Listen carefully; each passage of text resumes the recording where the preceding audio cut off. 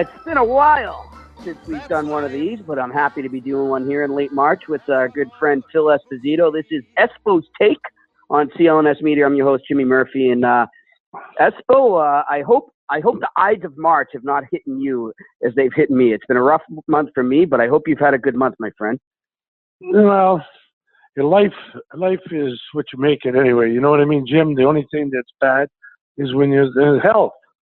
And, you know, when you have some health issues. And I mean, I've had some health issues this month, not anything serious, but things that make you feel good. And my wife's had some health issues. So, I know you have had some. So, boy, Ides of March, baby.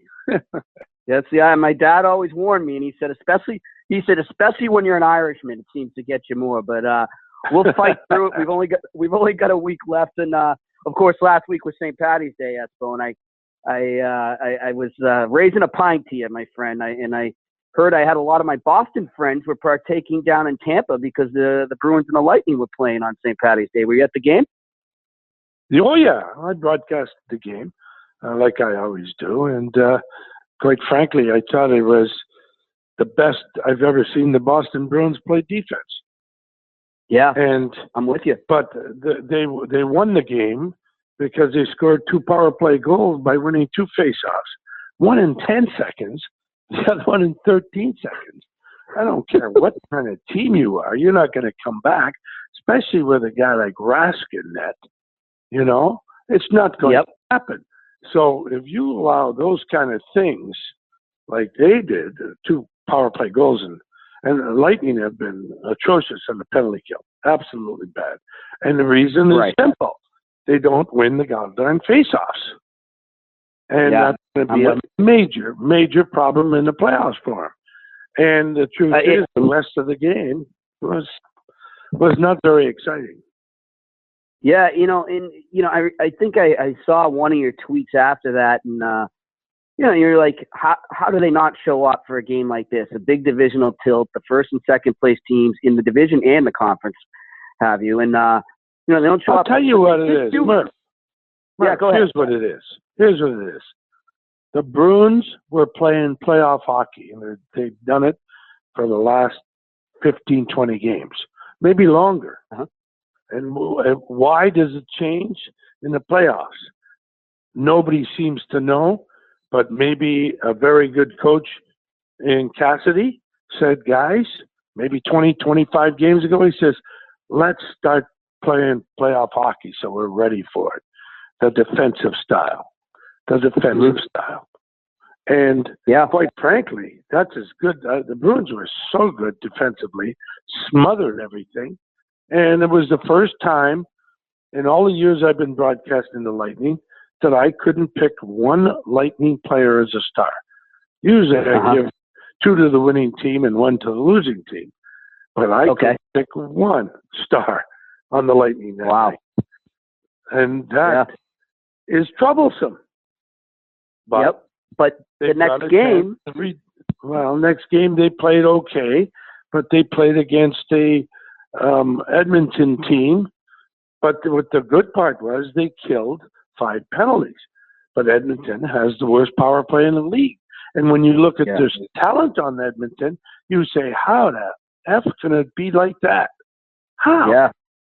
With all that talent. It's crazy up there. There's going to be a lot of changes there. What I was going to get to, though, Espo, was I wanted to get your take on the game after that, where they play another big division foe in Toronto. And Toronto goes up 3-0. Looks like they've got it in command, and the Lightning come back. Does that forgive the performance against the Bruins, or does it still worry you that they fell back 3-0? Well, not in my eyes. Not my eyes, because the truth was when Victor Hedman scored late in the second period, I'm telling you, there was a difference in the crowd. There was a difference in the attitude of the Lightning players. You could feel it. And they came out in third period like gangbusters and ended up winning the game. And quite frankly, deserving to win the game. Yeah. And I guess, what is that? If you're looking, let's take those 2 games in a capsule there, Espo, right? and you're trying to take one positive and one negative out of the Lightning right now as they head towards the playoffs that you see they need to improve, and one that they need to harness a positive. What's the positive and negative right now you see with the Lightning? Well, the positive is they're very good offensively. That's a big time positive. And I know Vasilevsky struggled with goals against, but honestly, it doesn't matter. He makes the saves unbelievable. And if they score more goals, it reminds me when we were with Jerry Cheevers. We scored 6 goals. It might be 4 against or 5 against. Cheesy didn't give a damn. I mean, he cared, but as long as we won. You know what I mean? And he'd make the big saves when he had it. Exactly, because Jerry was a money goalie. He'd make the save when it was like the other team is coming down, going to the third period, 4-2, and you score now it's 5-2, and the other team scores a goal, and then they're coming and they almost score, and the Jerry makes a great save. Now we go down to the other end and we score a goal. Now it's 6-2. You know what I mean? So there's no way they're coming back. But that one save that Jerry made us better and go forward. Yeah. And that's what Vasilevsky does. And I believe Rask does that too. Yeah, for sure. And Anderson for the Leafs. Yeah. If you want to know. Yeah, it's big getting him back. Yeah. Espo, you bring up Vasilevsky there, and he did acknowledge, I don't know if it was a couple weeks ago or last month, he flat out said to the media, "I'm tired and I'm fatigued." Does it worry you when a goalie says that? Should he make that public? Because I don't believe he really said it like that. You think, you think they twisted his words? Oh, Christ, yeah. And I believe, personally, I believe that Vasilevsky said it's really nice to be at home with my family. I mean, they were on the 9-game road trip. This guy is a young guy, 22 years old, married with a little baby. You know what I mean? And he's away from his country. And his wife is Russian. He was homesick. Yep. I've been there. And the truth is that that's why he got feeling better again and got stronger again. But it's all mental. It's all mental at this stage of the game. All mental. You can let things bother you, then they're going to bother you. Or else you can be strong mentally and say, hey, look, this is it. This is my job. This is what I got to do. You can't do it all the time. I defy anybody that could do it all the time. But you got to be at least 85 to 90%. You know what I mean? Yeah, I'm with you. And I think next time he needs his Russian translator, Espo, with him, huh? Yes, no, the kid is all right. I know where he lives. One of my wife's and I, good best friends, live 2 doors from him. They're very private. And he doesn't go out much. He just dreams about his family and hockey. It blows me away. But everybody on the team knows it, and they don't bother with him. They've invited him to things, but that's it. He's not a drinker. Good stuff. So we just brought up those 3 teams, Espo, right? You got the Bruins, the Leafs, and the Lightning there. Unfortunately, after the first round, one of them are going to be out. Exactly. And what do you think is the best matchup if you had to pick one of the Leafs or the Bruins? Maybe 2 of them are going to be matchup? Out. Well, you're right. For the Leafs or for the Lightning? No, if you're the Lightning right now, who do you want to face out of the Bruins or the Leafs? Oh, the Bruins or the Leafs? Probably the Leafs. Mm-hmm. We just seem to play well in Toronto, but we don't play well in Boston. I mean, we just don't. And that's that's one thing that sometimes you just don't play well in a place. I remember with the Bruins, we could not beat the Leafs in regular season.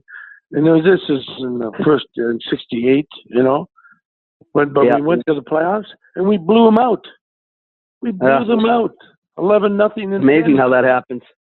Yeah, so you just don't know. You know what I mean? I hear you.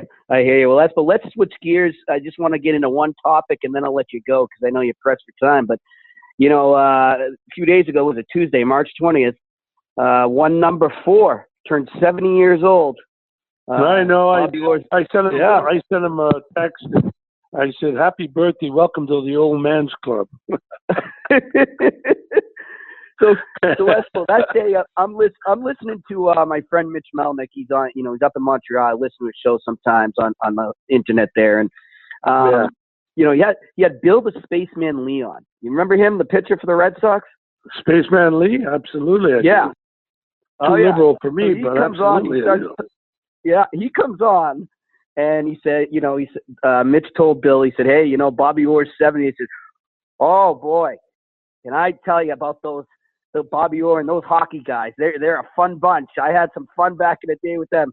And he starts bringing up stories from Daisy Buchanan's that I'm not quite sure that Bobby wanted out there, but I think one of them was in your book, actually. He was just talking about you guys going to Daisy Buchanan's, and he said one night Wayne Cashman went the wrong way, and he ended up going to jail, and the first call he made was to order Chinese food. Is that true? That's not exactly the true story. And the true story was that Cash got picked up by a couple of guys and cops in Linfield, and they only have a 2-man police force. And okay. They picked him up, and they called me.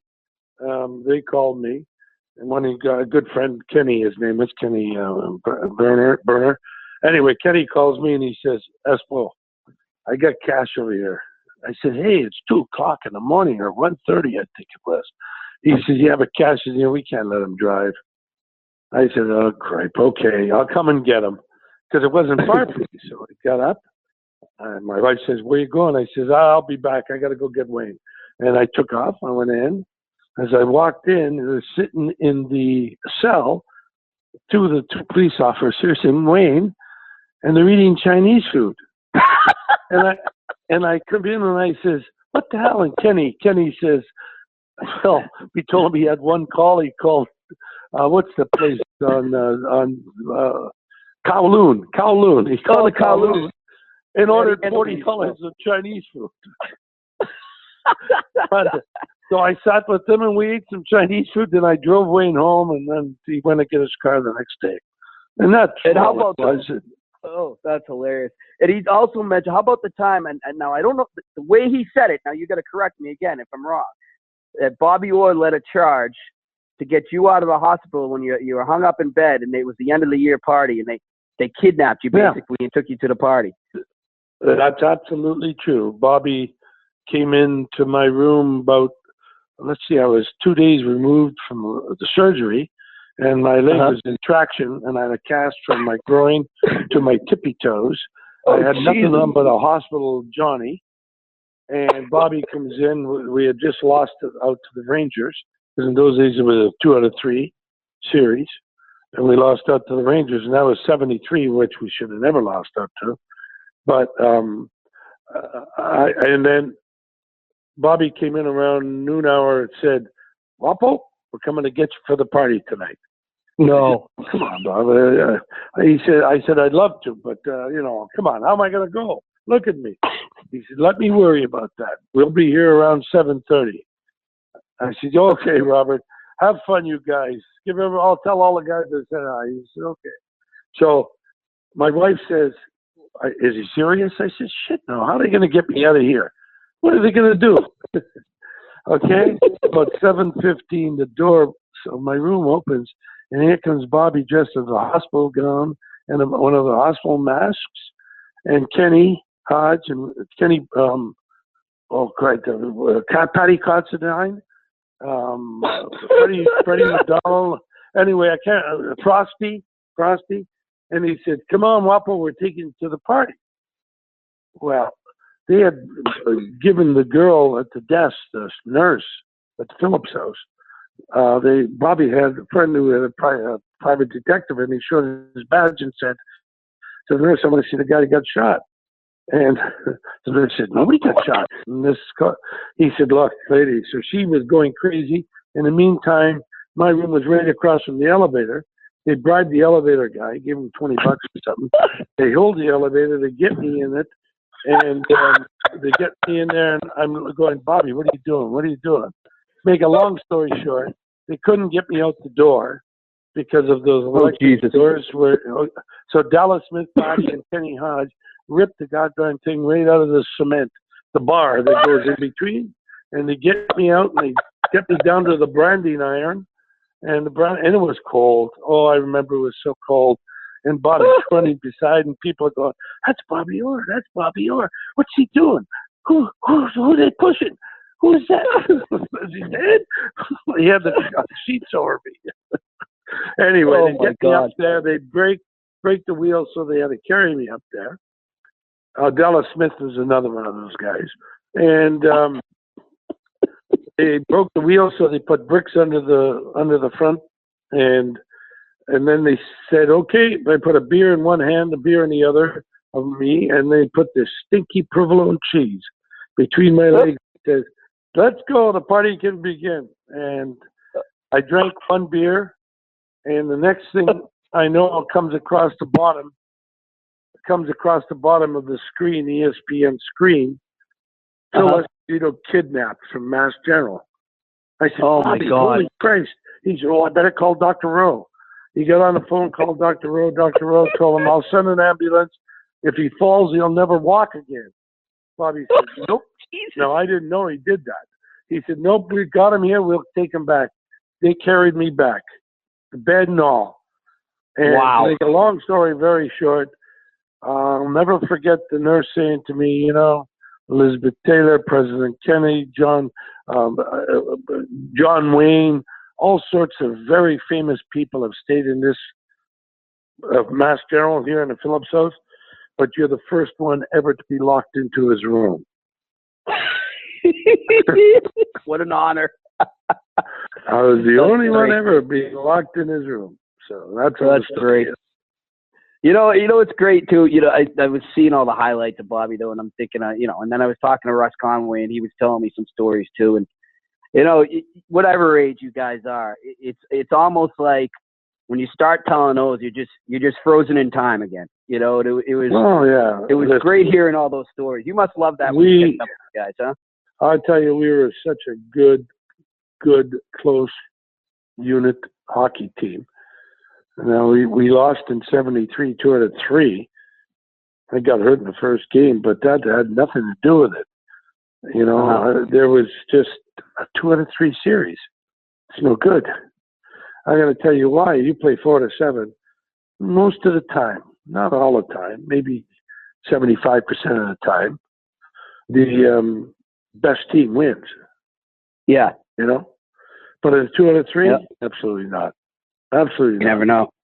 You never know.